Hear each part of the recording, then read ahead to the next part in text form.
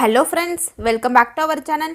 இன்றைக்கி நம்ம முதலீடு அதிகம் இல்லாமல் டெய்லியுமே மக்கள் கடையில் வாங்கி அதிகமாக யூஸ் பண்ணக்கூடிய ஒரு பொருளை பற்றி தான் பார்க்க போகிறோம். இந்த தொழிலை பண்ணும்போது பார்த்திங்கன்னா இப்போ மட்டும் இல்லாமல் எப்போவுமே நம்ம லாபம் எடுக்கலாம். அந்த மாதிரி ஒரு சூப்பரான பிஸ்னஸை பற்றி பார்க்கறது முன்னாடி இப்போ தான் நீங்கள் நம்ம சேனலில் ஃபர்ஸ்ட் டைமாக பார்க்குறீங்க, இன்னும் சப்ஸ்கிரைப் பண்ணலன்னா கீழே தர ரெட் கலர் பண்ண ப்ரெஸ் பண்ணி சப்ஸ்கிரைப் பண்ண மறக்காதீங்க. கூடவே பக்கத்தில் இருக்கிற பெல் ஐக்கானை கிளிக் பண்ணிக்கிங்க.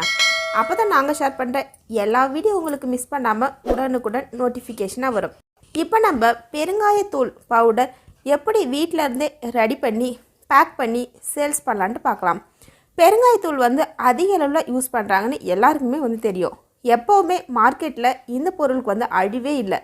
எப்போவுமே பார்த்திங்கன்னா சேல்ஸ் ஆகிட்டு இருக்கக்கூடிய ஒரு ப்ராடக்டில் இதுவும் ஒன்று.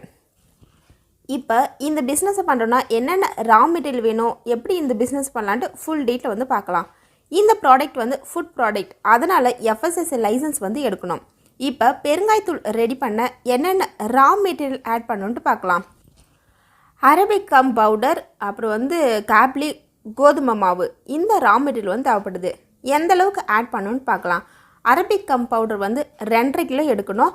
காப்லி 25 கிராமு, கோதுமை மாவு 2.5 கிலோ, இந்த அளவுக்கு மூலப்பொருள் எடுத்துக்கணும்.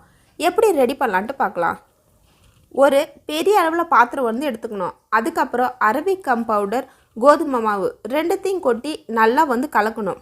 மிக்ஸ் பண்ணிவிட்டு பார்த்திங்கன்னா காப்லி தண்ணியில் மிக்ஸ் பண்ணிவிட்டு கரைஞ்சதுக்கப்புறம் கொஞ்ச நேரம் ஆனால் பார்த்திங்கன்னா கொஞ்ச நேரம் அப்படியே வச்சுட்ருக்கும் போது பால் மாதிரி வரும். அந்த காப்லி தண்ணியில் போட்டு மிக்ஸ் பண்ணிவிட்டு கொஞ்ச நேரம் அப்படியே வச்சுட்ருக்கும் போது பால் மாதிரி வரும். அந்த டைமில் கொஞ்சம் கொஞ்சமாக நம்ம மாவில் ஊற்றி கெட்டியாக ஆகாமல் இருக்க கலக்கி விடணும். நல்லா கலக்கணும். அப்புறம் பார்த்திங்கன்னா பெருங்காயம் கட்டியாகாமல் பவுட்ரு மாதிரி இருக்கும். அந்த டைமில் நம்மளுக்கு பெருங்காயம் ரெடி ஆகிடும். அதுக்கப்புறம் பேக் பண்ணலாம். பேக் பண்ண டப்பா எடுத்துக்கலாம்.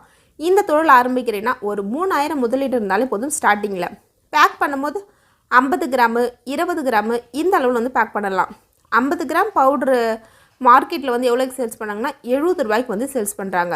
20 கிராம் பாட்டிலில் ஒரு 20, 50 கிராம் பாட்டிலில் ஒரு 20 நம்ம மார்க்கெட்டில் டெய்லி சேல்ஸ் பண்ணுறோன்னா டெய்லியும் பார்த்திங்கன்னா 2200 ரூபாய் சம்பாதிக்கலாம். ரெடி பண்ண இந்த ப்ராடக்டை எங்கெல்லாம் சேல்ஸ் பண்ணலாம் பார்த்தோம்னா மளிகை கடையில், டிபார்ட்மெண்ட் ஸ்டோரில், சூப்பர் மார்க்கெட்டில், ஆன்லைனில், ரெஸ்டாரண்ட்டில், ஹோல்சேலாக நம்ம இந்த ப்ராடக்ட் சேல்ஸ் பண்ணலாம். இந்த பொருளுக்கு எப்போவுமே டிமாண்ட் இருக்குது.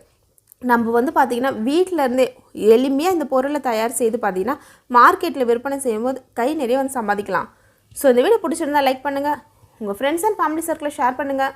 மறக்காமல் நம்ம சேனல் நீங்கள் சப்ஸ்கிரைப் பண்ணாமல் பார்த்துட்டு இருந்தீங்கன்னா கீழே ரெட் கலர் பண்ணி ப்ரெஸ் பண்ணி சப்ஸ்கிரைப் பண்ண மறக்காதீங்க.